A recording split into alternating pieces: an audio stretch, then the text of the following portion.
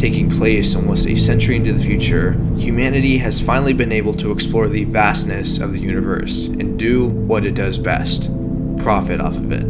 The Nostromo, a corporate ship built for hauling gigantic ore and oil refineries from planet to planet, is on a 9-month-long trip back to Earth. Despite the advanced technology, space is just so vast that travel can take literally forever.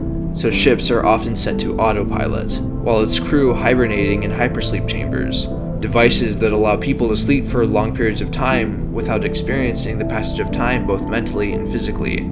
As the chambers not only make time go by in a blink for its users, it also halts any aging as well, meaning one can theoretically spend eons in a cryochamber and wake up as if no time had passed. Though, strangely, the crew of the Nostromo has been woken up early by the ship's computer, called Mother. Despite running the entire ship's systems, only the captain has direct access to Mother in a strange circular room, away from prying eyes. It's different to the rest of the Nostromo, which looks very much more akin to your generic sci-fi space station, with long, sleek hallways and white padding alongside the almost archaic technology. I guess in the future we go back to CRT monitors to fly spaceships.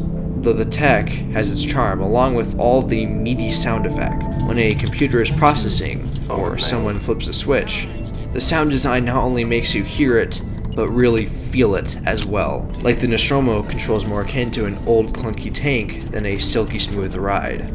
Though the ship wouldn't wake its crew up mid-journey and so far from destination for no reason, Mother picked up a strange signal of unknown origin, a sound coming from LV-426, an empty moon unfit for human life.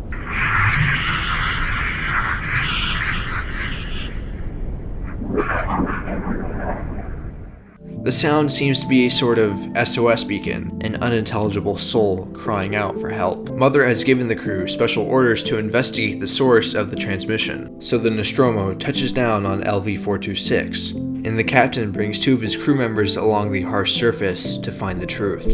Unfortunately, they would.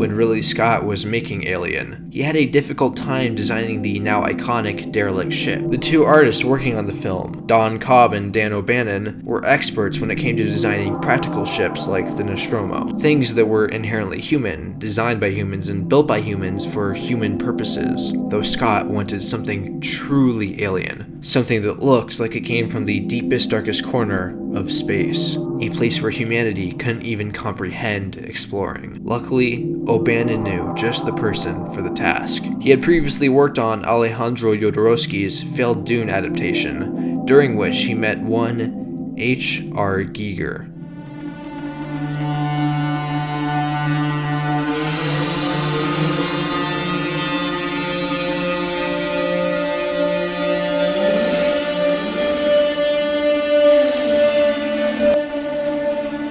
Giger's art can be best described as depicting some macabre, futuristic sci-fi world, where technology and human biology have fused to become one and the same, biomechanical, as he called it. Strange machines with long, dark tubes that look akin to veins and arteries, with architecture supports that can be only described as spine-like, are littered throughout Giger's works.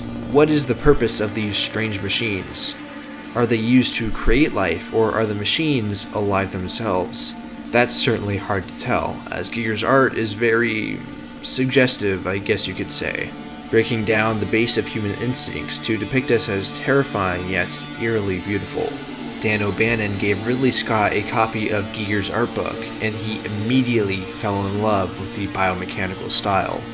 So Giger would be brought onto the project for creature designs, though later his role was expanded when Ridley asked him to design an entire alien world.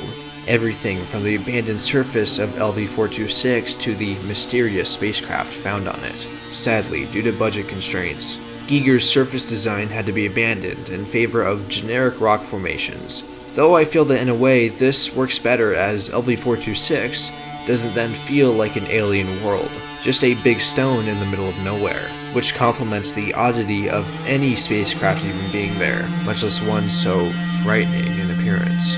It is said that Giger designed the ship during a sleepless night in order to pass the time, but as a rough draft, not the finished product. Though when he presented it to Scott, the director felt it was exactly what he was looking for and ran with it. Some criticize that the ship doesn't even look like a ship. I mean, how does this thing fly? Where are the thrusters, the wings, what does it do, and why do you have to enter through these giant holes? Though these questions are the great strengths of the design, since to the human eye it shouldn't work at all. But that's because it wasn't made with the human eye or with human technology and engineering. It was made by something else. Something that has a set of values, cultures, and ideas that are incomprehensible to us. Something truly alien. As the crew make their way into the craft's bowels, they stumble upon what can only be described as the control room, piloted by a being called the Space Jockey. Whatever it is, if it was ever alive, if it did ever have skin, all that is gone now, leaving just the fossilized remains.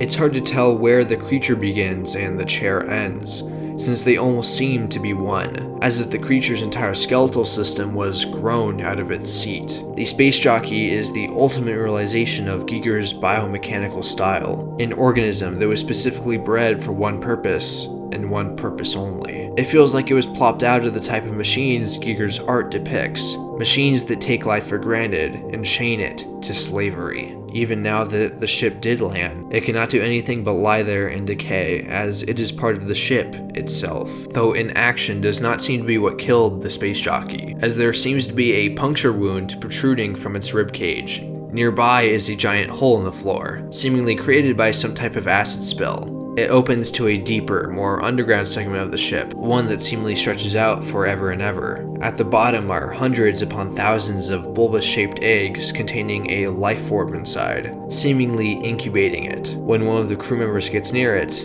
the top of the egg opens up.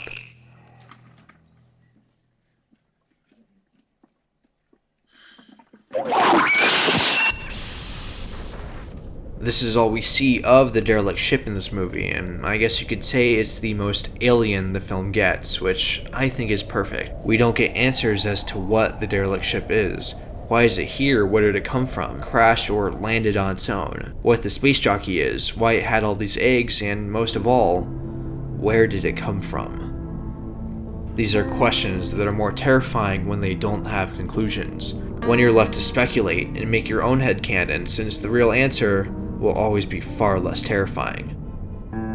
I'd like to think that the derelict and the Space Jockey are from some alien civilization, so far into the vast reaches of space that humanity has no notion of its existence, and they have no notion of ours. A civilization that is depicted in H.R. Giger's paintings, one overrun by biomechanical machines that breed creatures like the Space Jockey. The ship had somehow strewn off its course, and found its way farther than it ever should have. Though there are the eggs, which I believe are different. I would like to think that they come from someplace else entirely, another deep, dark corner of the galaxy. A place so dangerous that not even a race as advanced as the Space Jockey's creators were able to handle it. Though that's just my theory. The joy and terror of Alien is that everyone can have their own, feed their own fears as to what lies in the vastness of the stars.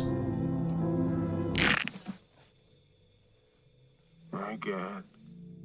It's hard to put into words how unsettling the facehugger still is, no matter how many times I've watched this movie. Its long legs tightly grip onto its victim's head, while its tail constricts around the neck, not to prevent breathing, but to control it. The hugger syncs with the respirations of its host to give it oxygen, since it's covering up the nose and mouth, all while using its strange flaps as an extra set of lungs. The worst comes when it sticks a long, tube-like tongue down the host's throat for who knows why. The hugger is almost impossible to remove, as not only will it begin to choke the host if it senses any resistance, it has acid for blood, meaning if you try to cut it, you'll cause a massive leak that can not only kill the host, but you along with it. So the Nostromo crew have no choice but to let the facehugger be, until they can find an actual solution, though that won't be necessary, as eventually it removes itself, dropping dead next to its former host, seemingly leaving him completely fine. So the Nostromo makes its way back to Earth, proceeding with the original plan to just think about it later, since why not?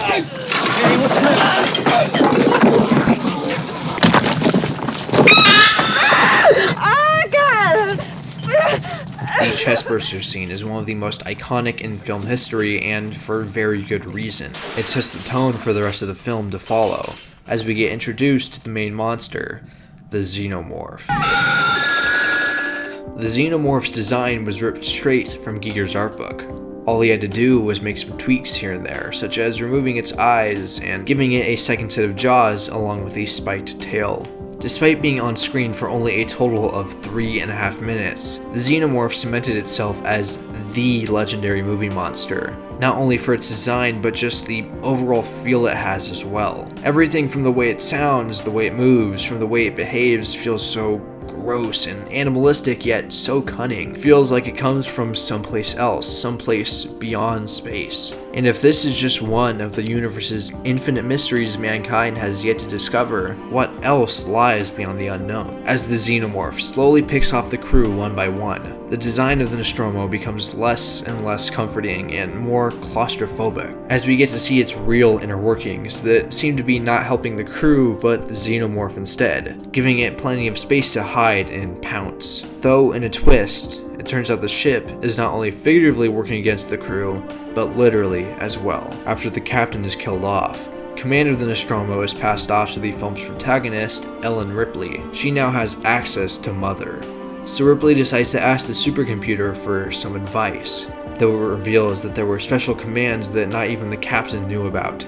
Commands directly from their corporation. This operation was never meant to be just a standard mining haul. The Nostromo passing by LV-426 and picking up a transmission was no accident. From the very start, the corporation meant for the crew to investigate and bring back a Xenomorph without their knowledge. That way, it would stay under wraps from the government. All other conditions secondary.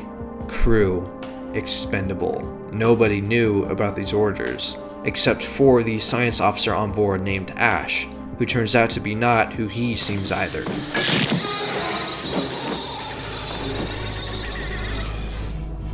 It's a robot! Ash is a goddamn robot! Ash is a synthetic, a robot meant to act like and blend in with humans, all while obeying orders from the corporation to ensure the Xenomorph's safe return. They reactivate Ash, hoping that he knows a way to kill it, but to no avail. He describes the Xenomorph as the perfect organism, and despite being a robot incapable of emotion, he admires the creature for that. He says it kills without remorse, not held back by any semblance of a conscience, morals, or humanity. It's truly alien, or as he considers it, pure. In a way, this is the overall theme of Alien, the fear of the unknown that hides right below our noses. The space jockey civilization specifically birthed that creature for one sole purpose: its job to serve its owners. Like all other mega corporations, the company Ripley works for very much treats their employees like that as well, as their employees' lives are secondary to the company's bottom line. Alien uses that horror of deep space as a commentary, saying that in a way, we too live in our own dark, dangerous corner of space, behaving just like aliens to one another. The film ends with Ripley as the sole survivor. Right as the film tricks you into thinking it's safe, it doesn't.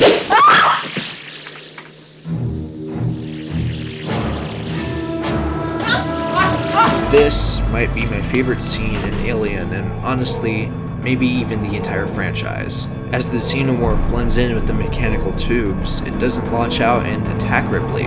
Instead, it just stays there, coddling up while writhing. It looks so strangely gross, like a bug nesting in a hole in a wall. Yet at the same time, it looks strangely comforting as it coddles up to sleep, mirroring Giger's terrifyingly beautiful artwork to a T, as this is when the Xenomorph feels the most alien, I guess. It doesn't attack Ripley or anything, it just stays there, pulsating and unaware of her presence.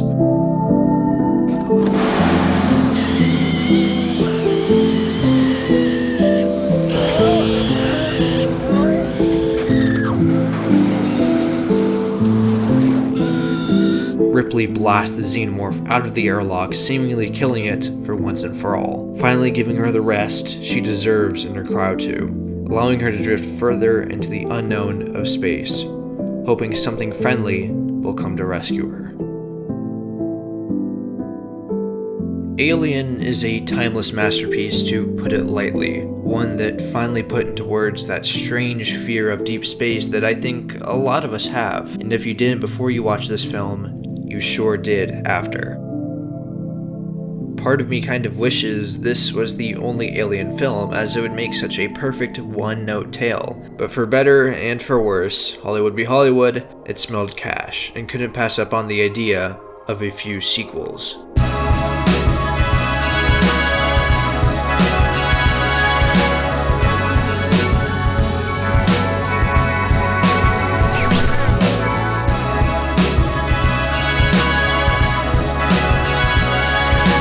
Right away, Fox Studios began drumming up talent for the next Alien film. Though due to a long myriad of buyouts and management changes, it would take a while for things to get their feet off the ground. In that kerfuffle, it was for some reason decided that Ridley Scott would not be brought back to direct the sequel to his film or even be made aware of its production.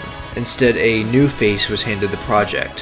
One James Cameron, who had impressed executives with the script for his own upcoming sci-fi movie, The Terminator. Cameron's ideas for an Alien sequel, which would be known as Aliens, with an S, was to expand on the lore and widen the world building. In Alien, Ripley and her crew worked for a nameless corporation, but in Aliens, they would be known as Weyland-Yutani. It wasn't actually until Aliens did the xenomorphs finally get their name as well. The film lives up to its title by featuring much more than just one xeno, a whole colony of them, as this movie takes place immediately after Ripley is rescued and awakened from hypersleep. We get introduced to the Xenomorph Hive, a place where captured humans are held in order to be impregnated by facehuggers. I know that technically we got introduced to the Hive in the first Alien, but only through a brief deleted scene that's considered non-canon, since in order to make more facehuggers, you need a xenomorph queen. Aliens trades the nail-biting horror of its predecessor for Cameron's signature breakneck action, and it works beautifully. Aliens is one of the best films ever made, full stop, and that's far from a hot take. In fact, for the longest time, it was my favorite movie ever. Though in recent years, I've grown to appreciate Alien's horror and design elements so much more. Cameron's film introduces some additional aspects to the xenomorph lore. Unfortunately, almost everything lacks that signature alien feel, most notably due to the absence of H.R. Giger. Cameron didn't bring Giger to work on Aliens, claiming he wanted to establish his own personal touch to the film and feared being overshadowed. Giger would also publicly express his disappointment for not being contacted to work on Aliens, though later Cameron would write Giger an apology letter, so the timelines are still a little bit messy. Though Giger's uninvolvement in the designs are noticeable, not just with the underwhelming look of the alien hive, but also when it comes to the xenomorph queen. Don't get me wrong, what we get in Aliens is fine, but the queen is ultimately just a souped up xeno, nothing too unique. But my biggest gripe is how its egg sacs, or ovipositor, is designed. For someone who is known for depicting reproductive acts in such interesting ways, I would have killed to have seen Giger's take, since in Aliens, the sac looks more akin to a wet trash bag than an alien womb. It looks too knowable and generic, too much like what a human thought up and not something that wandered its way from the far reaches of space. Look, I'm really glad that Cameron understood it would be suicide to pull back the curtain and try to reveal the mysteries of the first film, since they were never meant to be revealed in the first place. But I still think that Aliens could have played into them more, since utter ignorance would set a dangerous new trend for the franchise going forward, with 2 sequels, Alien 3 and Alien Resurrection. I'm going to give a hot take here. I actually really like both of these movies and think that they have something unique to offer. Alien 3 is extremely well paced, well written, and well acted, but unfortunately, when the xenomorph is reintroduced after that 1 hour mark, the film begins to fall apart very quickly. Mainly due to the fact that the xenomorph itself is just not scary this time around. In fact, it's the opposite, as the CGI that was used is laughably bad at times. There is almost no tension since all the characters you actually cared about are killed off really early on, and all you're left with are cannon fodder bald dudes that you can't tell apart from one another. Alien Resurrection is the worst rated solo film in the franchise, and for good reason, as despite having the highest profile cast up until this point, not even they were able to save these characters from an awful script. The main plot is not only extremely forgettable, it's stupidly confusing, constantly throwing thing after thing at you with no room to breathe. Though I actually think Resurrection has a massive saving grace, in that it is so unintentionally hilarious. Every time this movie tries to do something interesting, it always falls flat on its face in the funniest way possible. Stuff like Weyland-Yutani being bought out by Walmart, the over-the-top gore, Ripley's clone trying to do the weirdest stuff, and every single character trying to get it on with the xenomorphs had me dying laughing. Though I definitely think my opinions on Alien 3 and Resurrection would be vastly different had I been around to see them during release. To see my favorite movie franchise become something that it's not, to the point where it practically was a parody of itself. 3 and Resurrection would suck out all of the tension and horror at a base level, refusing to even touch the idea of deep space. Alien 3 being on a prison planet at the very edge of the known universe is an extremely interesting idea that it does absolutely nothing with. Resurrection tries to play with the lore and xenomorphs, but once again, everything fails in every single department, comedically so. While H.R. Giger had been brought back initially to work on Alien 3, he felt betrayed after its release, since he was not kept in the loop of production and none of his new designs were ever used. He was rightfully fed up with Fox that he refused to return for Resurrection, and you can tell that he didn't have a part in it. Alien was no longer an exploration of what dark secrets lay out there in the cosmos, and whether or not we had any right to uncover them. In short, Alien was no longer Alien. In fact, Alien was now the very essence of human greed, with Fox executives doing whatever they could to milk the franchise. But hey, at least they didn't try to reveal the secrets of the first film.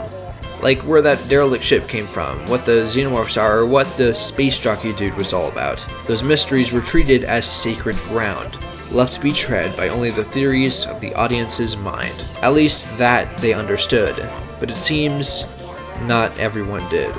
Namely the person who gave us those mysteries in the first place. One Ridley Scott.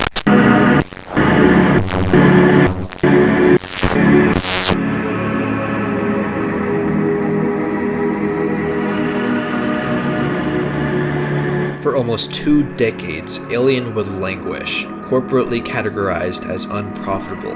That was until the late 2000s, when Ridley Scott's desires for a prequel to the franchise were made public. He wanted to bring Alien back to its roots, back to what made it Alien by not making it Alien at all, in fact. The film would be the first in the franchise to drop the Alien moniker, instead going with the one-word title, Prometheus.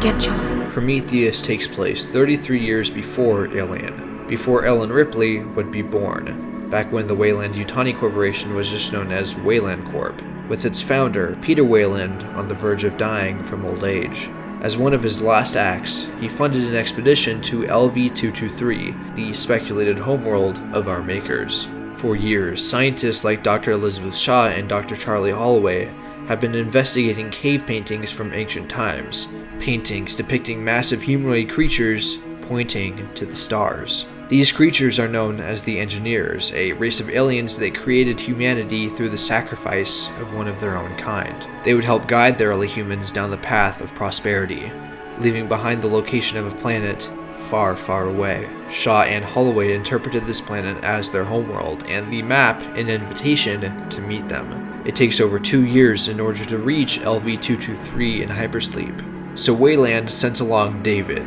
the first ever synthetic built by his hand to watch over them during travel. David is very different when compared to his future counterparts, as even when synthetics are pretending to be humans, they always try to stay out of everyone's way, not to be noticed. Though David was designed differently. He was designed to mimic humans the best he could, to act like them, participate with them, and understand them, though he overcorrects, coming off as the most robotic out of any synthetic in the series. He is too perfect for his own good. David is fascinated with the idea of meeting his maker's makers, to see how both parties will react when they come face to face. Keep steady, boys. There. Right there. God does not build in straight lines. When Ridley Scott began work on Prometheus, he once again convinced H.R. Giger to draw up designs for the film, in which he would send 30 sketches to Scott as concept art.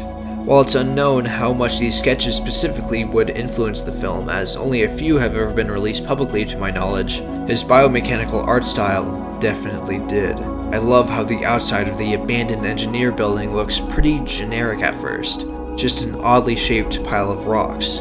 Though, as the crew go deeper and deeper, the tunnels begin to twist and shape into these structures of bone and intestines. They stumble upon giant, gross holes in the ground that seem to go on forever and ever. Then of course there's the titular headroom, featuring a giant statue of an engineer's face, surrounded by thousands of strange containers filled with black liquid. The walls look like descending rib cages, holding up gigantic murals, most likely depicting events throughout the engineer's history. Though the most revealing is at the very back of the room, a carving of a different alien creature in an almost Christ-like crucifixion pose. The creature in question looks extremely similar to a xenomorph. In my opinion, this is where Prometheus peaks. Just like with the derelict and the space jockey in the original Alien, this scene drums up thousands upon thousands of questions in your head. Why did the engineers build giant figures of themselves? Why are there so many of their corpses on the ship? Are they still out there somewhere? Most of all, why did they seemingly revere the xenomorphs as gods? All of these questions fire the exact same neurons in your head, trying to rationalize what is on screen again, just like all those years back during Alien. So it really sucks when Prometheus goes and answers every single one of them. Prometheus is a very good film, there is no denying that, but I can't help but be conflicted about its existence in the Alien franchise. After all, it completely sucked all of the mystery out of the original film. The derelict ship on LV-426, just a regular engineer battleship. The space jockey that looked like it was biomechanically fused to the seat, it only looks like that because the engineer's armor is shaped similarly. Turns out it didn't come from some deep, dark corner of space, it actually just flew there from a neighboring planet. Where did the xenomorphs come from? Just some random creatures grown by engineers. Well, not really, it's complicated, but we'll talk about that in a minute. The original Alien film's charm was that it presented all these questions as blank canvases, allowing the viewer's imagination to go wild, and create what they thought dwelled in the deepest, darkest corner of space, to imagine what terrified them, to imagine what felt the most alien. Prometheus was set up for failure from the very start, because no matter what it did, what answers it gave, nothing was going to live up to each and every person's own wild interpretations. But what we ended up getting was not alien in the slightest. Instead, it's overtly human. The engineers not only look human, the way they act, their beliefs, their culture is extremely human as well. They don't feel unknowable, they don't feel incomprehensible, they just feel generic. That fear of deep space is almost all but gone when you make the incomprehensible very comprehensible, and that deep space actually just a hop, skipping away. Part of me really wishes Prometheus was its own thing, completely separate from the Alien universe, because rewatching the original Alien will always feel a little less mystifying. But another part of me is glad Prometheus exists as is, because it's hard to deny just how much cool stuff it introduced into the franchise.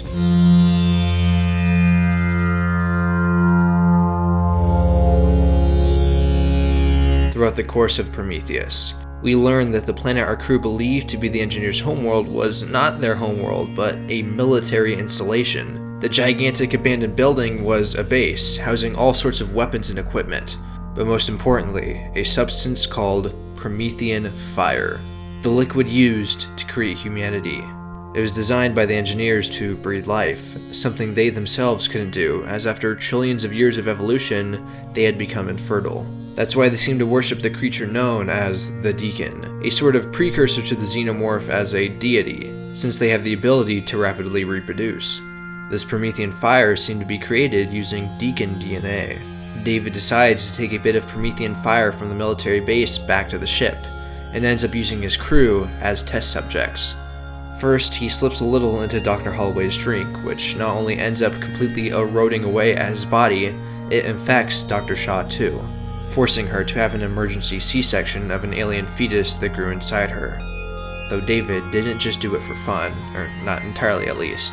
but mainly to see if the substance had life-altering benefits for his creator, Peter Weyland, who in a twist is revealed to have been on the ship the entire time. With only a few days of life left in him, Weyland stowed away in a hypersleep chamber, hoping that the engineers would be willing to give him the gift of immortality. Luckily, one is still alive, stowed away in his own sleep chamber beneath the fortress.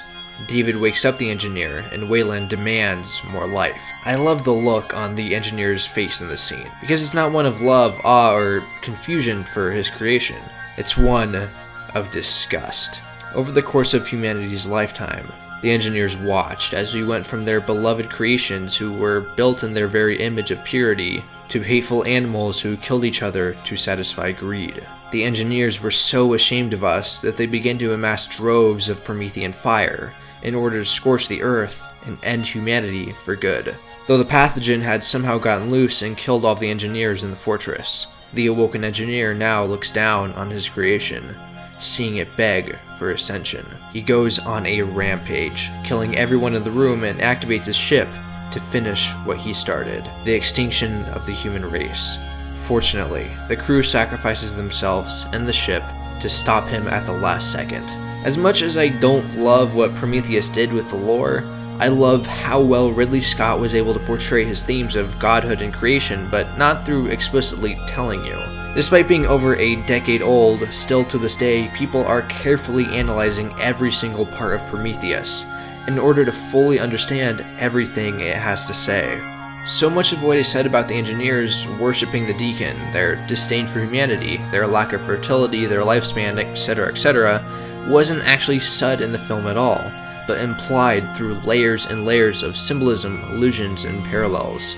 There is still stuff I didn't mention about it being implying that Jesus Christ himself was an engineer, that they shorten their lifespans whenever they speak, the life cycle of the deacon born at the end of the film. It's just so much is packed into Prometheus. Still, something was missing. On a casual viewing of Prometheus, you'll probably get around 1/4 of the puzzle, enough to understand the plot. But the film gives you another 1/4 of the pieces that you can put together if you really pay attention. Once you're done with the puzzle, only half of it is complete because there's still a lot more pieces to be discovered. That's why I love the end of Prometheus. Shaw and David are the only two left alive. He says that he can operate the engineer's leftover ship and chart a course straight back to Earth safely. But Shaw has another idea. I don't want to go back to where we came from.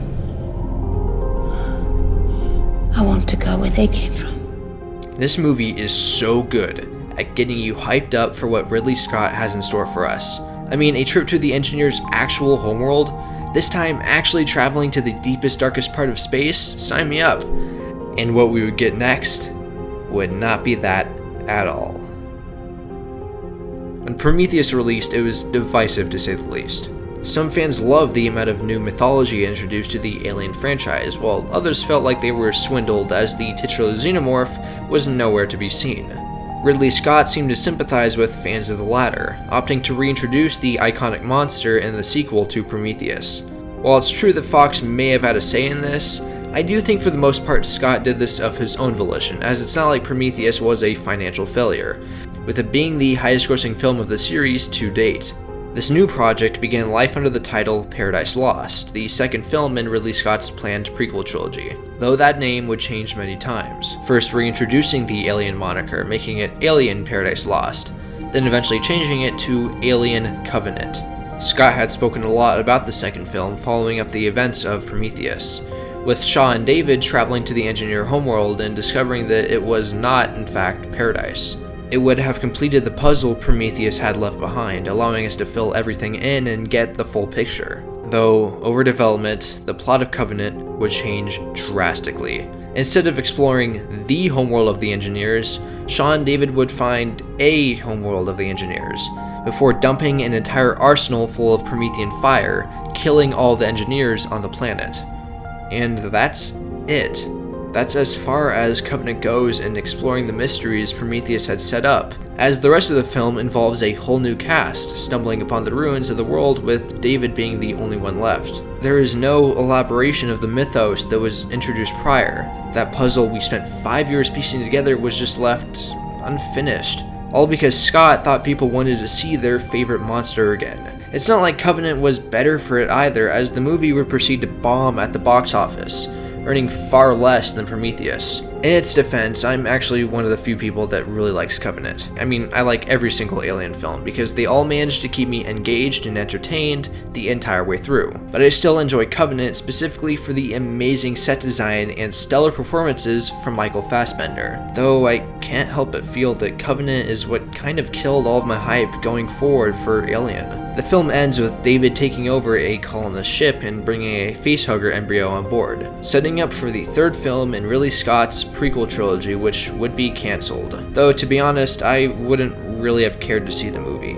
After all, we know it wouldn't have explored anything interesting set up by Prometheus, as the mystery Covenant sets up was already solved decades ago in 1979 with the first Alien. We know what happens then, and we know nothing comes from it. In the end, Ridley Scott's new films just set up a half-baked riddle while pulling the rug out from the original films. Too scared now to tread its own ground. That's actually a pretty good description of the state of the franchise now. Too scared to tread new ground to do anything interesting that's original. Instead of setting up brand new mysteries and showing the fear of deep space in fun ways, it's just keeping to the same old, tired course. Alien Romulus was a film that I very much enjoyed. It can almost be categorized as a remake of Alien in a way, hitting almost all of the same story beats to mixed success. I think that the constant overuse of old lines and references was this film's biggest sin, as it takes you right out of the film. But there's one part at the end of the movie that I feel encapsulates this perfectly. Massive spoilers for Alien Romulus ahead, you have been warned. In the final act of Romulus, we are introduced to the Hybrid, a creature that is terrifying to look at. It rests in the strange place of the Uncanny Valley, as it looks so human yet is clearly not. This is also mirrored by the way it acts, trying to almost blend in and mimic human interaction but failing to. It is so creepy in its own original way, but we know where this hybrid comes from. It's a cocktail of human pregnancy, trespasser embryos, and Promethean fire. That's it. There's no room left to think or let people's imagination run wild with speculation. It only ends up being a lesser version of itself, a lesser version of the xenomorph from the original film. It's hard to get excited for Alien, knowing that the thing I love the series for will never be coming back. That fear of deep space is gone and long forgotten.